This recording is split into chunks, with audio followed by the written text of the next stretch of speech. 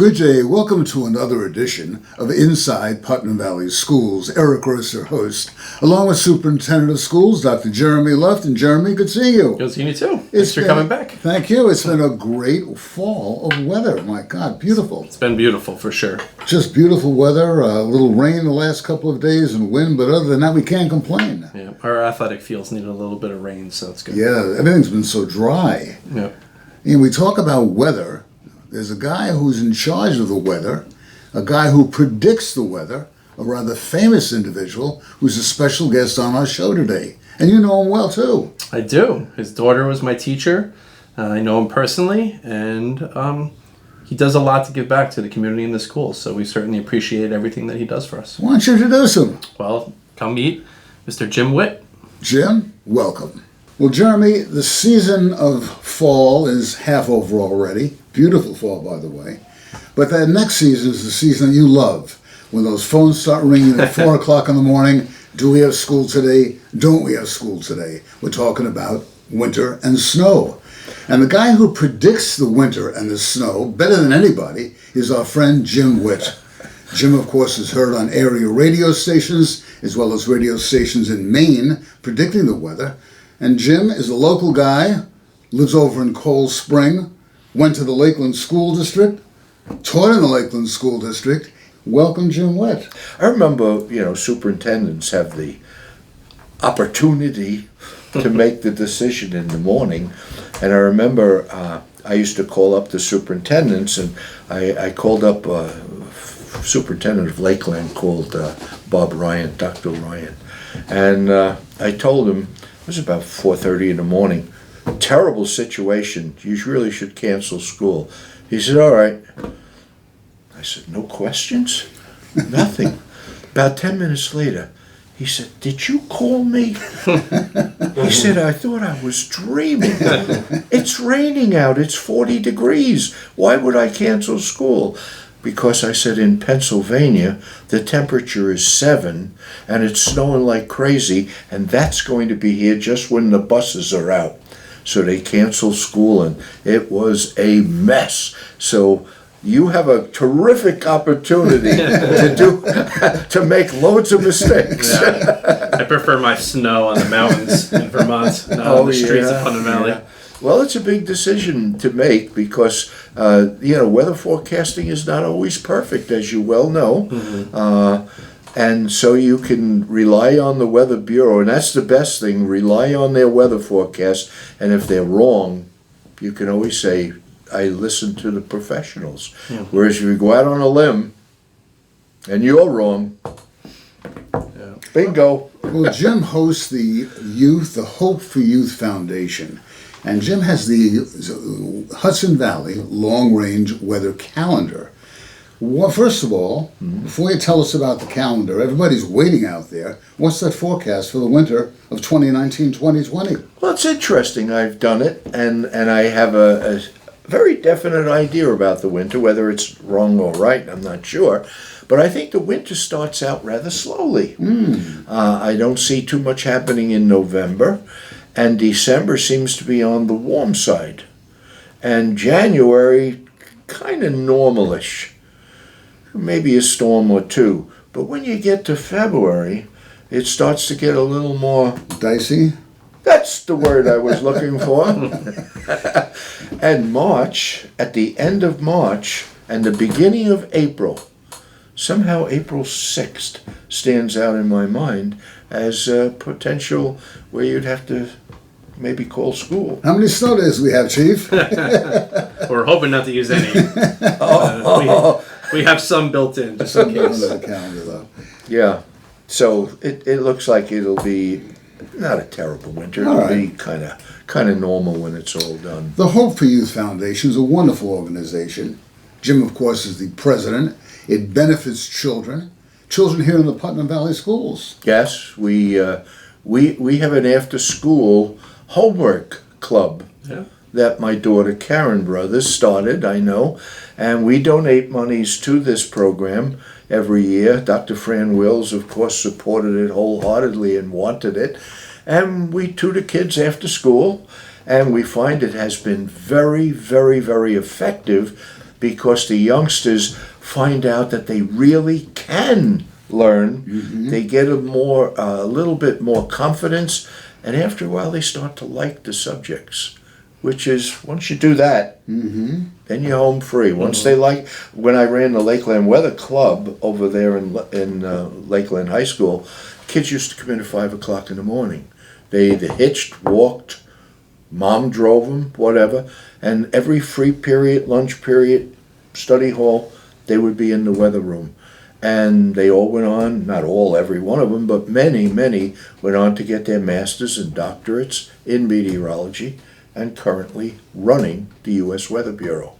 Interesting. Over the years, how much money has the calendar resulted in assisting children throughout the Lower Hudson Valley? Well, we just did a study to see how much we've actually given out, and it's in excess of $4 million. $4 million. Yeah. See, we give two or three scholarships out here at Putnam Valley. We give scholarships at Lakeland, Peekskill, Annis, and then we give out scholarships to kids in Henrik Hudson, and we've given one this year, which is different, not to go to college, but to help somebody that's not going into the professions, like a plumber or an electrician. We need these people very desperately. I was going to say, Jeremy, that's so true. Not everybody is geared to college. And as Jim says, we need plumbers and electricians and carpenters out there. So this is the first year that we did that. And we're going to continue and maybe expand it. If I can sell more calendars and I can raise more money, I will be giving out more scholarships to not colleges, but to youngsters in the professions that we need. Where can folks out there purchase a copy of the calendar? Well, if they wanted to, they could go to PCNR, and you wrote an article saying where they could get them, and you listed many spots. 60 some odd locations. 70 some. 70 some odd. Yeah. Wow. And plus we sell them to corporations, and there's an extender page on the bottom where they advertise their business. And I sold 15,200 calendars to those people before we went to print. Wow. So this year we printed 20,000 calendars. I think we could raise, just on calendars alone, probably over $100,000. That's wonderful. Can the calendars be purchased online? Yes, you go to hfyf.org, and it'll talk about calendars, but we have to pay for postage there, so it's a little more expensive than if they could go to one of the stores you advertised. Okay, very good. Well, again, we wish you the best of luck. Thank you. Keep up the good work. Thank you for all your support. Well, the school's most important thing, education. They say education is expensive. They should know how expensive no education is. Jim Witt, you're a gentleman. Thank you, sir. Thank you. Thank you, Dr. sir. Luft. Appreciate it. Jim Witt. Jeremy and I will be right back. Now, he's quite a guy, and the Foundation's a wonderful organization. It is. So they support our after-school homework help at the middle school. It's a terrific program. We actually have high school students who come over and work with middle school students, so it's a great opportunity for them to build relationships and older students to model and to really help the students. So the Hope for Youth Foundation does a terrific job of supporting that program and making it all possible. When you think of the millions of dollars raised, and it goes all to kids, that's what it's all about. Yep. It's a great program, and I know there's a tremendous amount of work. I know a lot of their funds come from the selling of the long-range weather calendar, and I certainly encourage everyone to go out and purchase one and help support our students. Well, Jim, we thank you so much again for joining us. Jeremy was at the Putnam Valley Firehouse the other night. They had a hearing about the new construction taking place on the Taconic at Pudding Street. Now, this is something that affects the Putnam Valley schools tremendously. Yeah, it's a very exciting time in Putnam Valley. I'm happy for the residents of Putnam Valley. I'm especially happy for the residents of the Roaringbrook community, and I'm happy for the school district. I don't know if you know, but each day up to 16 buses traverse the Taconic State Parkway at Pudding Street. Those buses are carrying over 100 students back and forth, and testament to the drivers use a great deal of skill and patience and maybe just a little bit of luck to get across each time. And this overpass will really allow for them to safely transport students to and from school each day. So it's a long time coming. I know it was a grassroots effort. I know members of the Roaring Brook community have been pushing for this for over 20 years. So I'm happy that our local county and state representatives were able to get together along with the commissioner and members of the State Department of Transportation to make this a reality. It'll be a little inconvenience for a couple of weeks, but the outlook for the future is just incredible. I agree. We have contingency plans in place for how we'll transport students for when the Pudding Street crossing is closed. It'll be a slightly longer ride, but we're working on plans to make sure that it's as the least amount of disruption as possible. And like everything else, it'll be beautiful when it's done. Okay, and then construction already has gotten underway. And they're talking about closing that road Monday through Friday at 1 o'clock. That's the Taconic now. They're going to shut the Taconic down and do blasting. And then, of course, what is it, June of next year? Yep. That's when they're going to be shutting it down altogether. So the anticipated timeline is May 2021. Right. Is when the Pudding Street crossing will be closed for 3 months. Right. And then when it reopens, it'll reopen over the overpass. Okay, well, there'll be more to come. In the future. And we're going to have to get out there. If you remember last year, we took a ride on that school bus. You were with us that day. I was not there, but I saw the video. And it took us like 10 minutes just sitting there to cross the road. That's the to patience cross the part. Taconic. Yeah. It was at 1 o'clock in the afternoon. It wasn't even commuter time. Now, once that's open, we're going to take a ride, you and I, on a school bus. Sounds like a plan. And we'll go right over the top. Okay. We have a curriculum director you want to introduce. Yes. So Miss Jennette Mistretta has joined the district office. I believe everyone's met her coming over from the elementary school, but I've invited her in to come and talk a little bit about some of the initiatives that are going on this school year. Okay, Jennette and I are going to be talking right now. You stay tuned on Inside Putnam Valley Schools. Jennette Mistretta, welcome. Thank you. Jennette, as we say, is the Director of Curriculum and Instruction, and the key word this year in Putnam Valley, I understand, is collaboration when it comes to curriculum. Give our viewers a little overview. Sure. So we have lots of collaboration happening throughout the district in each building and district-wide. We have our elementary school is really focused on a collaboration right now with Putnam, Northern Westchester, BOCES to offer a Mandarin program for our kindergartners. We were able to pilot this program a little bit last year towards the end of the year and found great success with it.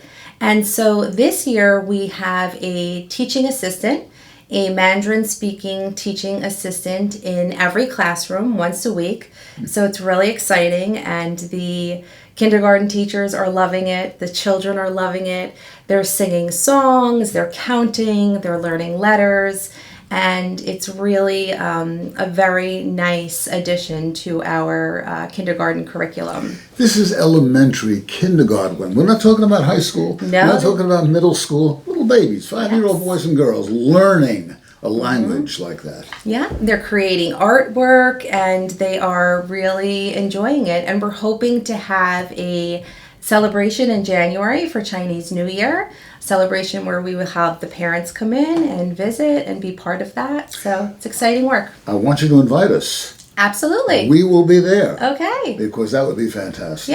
Yes, it would be. Okay, jot it down on your calendars now. January we'll be there. In January, what else taking yes. place at the elementary level? So we have our CEE, the Center for Environmental Education, another partnership with BOCES. They've been coming in and presenting programs. They present real engaging, hands-on, outdoor education, student-centered learning, and it really offers a very unique student-centered learning experience. It's tied in with our science curriculum, and the teachers have been very excited to be able to offer their students these different opportunities, a lot of them which have taken outside the school building. Okay. Middle school? The middle school also building on our Mandarin Chinese. So our middle school has a Mandarin Chinese program as well. The difference this year is that our 7th and 8th graders have a certified Mandarin teacher from Orange Ulster BOCES that is there as through distance learning. But we also have a Mandarin speaking teaching assistant, Miss Jessica, who's also there in the classroom with the teachers, and the students are really loving it. We have a lot of students. We have about 19 7th graders participating and about 15 8th graders participating at the middle school as well. Jennette, why do you feel that this is so important, Mandarin, to teach children 5-year-olds on up? Sure. Well, I first of all, starting at the early age, we know that children they're like sponges. Yes. And they're really able to just soak in information, and we really have them at a moment of time in their life where they're just interested in learning everything. And so the engagement and the motivation to learn is there, which is wonderful. But I think also when we think about globally in the world that we live in, we really do not live in our little isolated world. We live in a very large world, and I think it's important for children to have exposure, and for some to even have deeper learning in other languages other than the traditional Spanish, French, German, yeah. Correct. Spanish, French taught in Putnam Valley. Spanish, yes. Okay. And now Mandarin. Yeah, and now Mandarin. And who knows what young person picking up learning the language in the elementary or middle school level, what will happen to them in the future? Right, exactly. Yeah. It's very exciting to see what will happen. Great. Yes. Anything else taking place in the middle school? So I have to say Mr. McCarty and Dr. Mojica worked very hard on kind of rescheduling and redesigning the schedule for lunch and recess. And so now our students are able to, at each grade level, to have lunch and recess together, where in previous years it had been split. And it may seem like a small change, but it takes a lot of work to make a small schedule change. And we're finding that the students are really excited about being with their peers. They're not separated for one group of friends over another. They're all together. So that has worked out. Really well. And at the middle school, we're also doing some future planning. We're looking at how we can kind of do a little backward curriculum planning to be able to provide some new support for our IB program at the high school. And we are also thinking ahead to the Washington, D.C. trip in the spring, and we're starting some early conversations about that Washington, D.C. trip planning. Great. So that's very exciting, yes. At the high school level, anything new with the baccalaureate program, first of all? Yes, yeah, absolutely. So IB is in kind of for full implementation of the new program. There's definitely been some adjustments that have been needed to be made, as in anything that is new, correct. We're getting lots of positive teacher feedback. I visited a lot of classes, and the one thing that I've noticed is a lot of increased student collaboration, student-centered learning, lots of discussion time, an emphasis on reflection, and especially reflection during those conversations. So those are the things that I'm really excited to see, and really just excited to see the program continue to grow. Wonderful. Yes. Yourself, elementary assistant principal, to this district position. Yes. How has it been for you? So it's been a little bit of an adjustment. I had shared on opening day that my very first 2 days working here at the district office, I thought, oh boy, I don't know if this is for me. Did I make a mistake?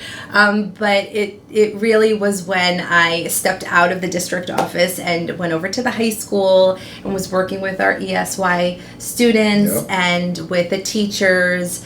and talking about their programs and talking about what they were doing with their students is when I really realized, yes, this is really what I want to do. And I've been very fortunate to be able to lead the Innovative Classroom Academy. Our cohort 2 met this summer, so I had a lot of opportunities to work with teachers within that group, and then also other teams as well over the summer. And it's really just my work in helping support teachers that I've enjoyed the most. And ultimately our goal is to see our students succeed and strive, and to see PV continue to rise. Well, you're a very vivacious, very bubbly kind of lady. Thank you. And, it's just a natural. Yeah, it is. Working, I always say I'm a people person, so I can relate to people. I understand the challenges that teachers have in the classroom. I understand the challenges that our administrators have to face each and every day. I also understand the challenges of parents. As a parent myself, there's lots of different facets when it comes to public education. Well, we thank you for taking a few moments. Thank you for having me. Wish you well. Thank you. And remember, January, it's a date. Okay, sounds good. On. Jennette Mistretta, we thank you so much. Jeremy and I will be right back. Well, fall's in full swing. Halloween's right around the corner. You want to urge people to be out there and be safe. For sure. There's a lot of students out there. Hopefully they're out there early when it's still light out, but we would certainly caution our students to be careful, and obviously any driving adult to be cognizant of children crossing the street. Okay. And in November, we have the fall drama. We do. We have a fall drama coming up. It's a exciting end of the fall sports season is quickly approaching, so we certainly encourage everyone to come out and check out some of the last few games that are coming up as we prepare for the playoffs. And we have, then we're starting our cultural arts events. We have a fall drama starting on November 8th. And then we obviously, that segues into the winter concert season. Okay. Almost Maine, by the way, November the 8th. Come on out to the Cold Center, Performing Arts Center, and check it out. That's it. It'll be fantastic. Guaranteed. Just love that. That venue is so incredible. It's beautiful. And coming to a Broadway show, really. It's a beautiful facility, and the students the best in Putnam County. It really is. Yeah. And the students always do a tremendous job. So come out and check it out. Super. So the Superintendent of Schools, Dr. Jeremy Luft, I'm Eric Ruiz. We thank you so much for joining us for this edition of Inside Putnam Valley Schools. Have yourselves a good one. Until next time. Bye-bye now.